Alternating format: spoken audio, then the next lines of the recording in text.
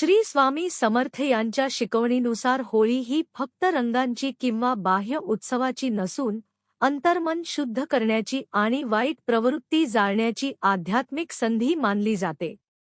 त्यांच्या तत्वज्ञानावर आधारित होळी अशी साजरी करावी. 1. वाईट विचारांची होळी करा.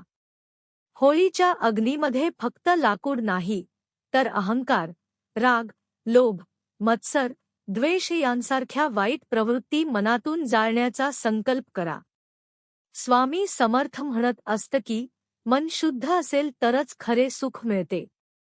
2. नामस्मरण आणि भक्ती करा. होळीच्या दिवशी श्री स्वामी समर्थ या नामाचा जप करा.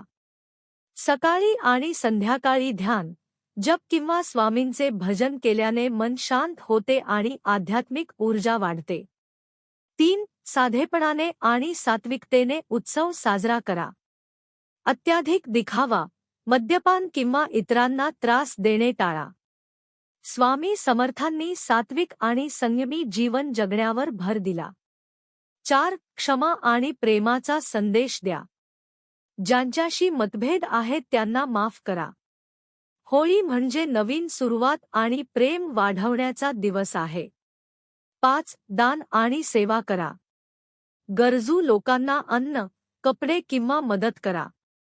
स्वामी समर्थांच्या शिकवणीत सेवा हीच खरी पूजा मानली जाते.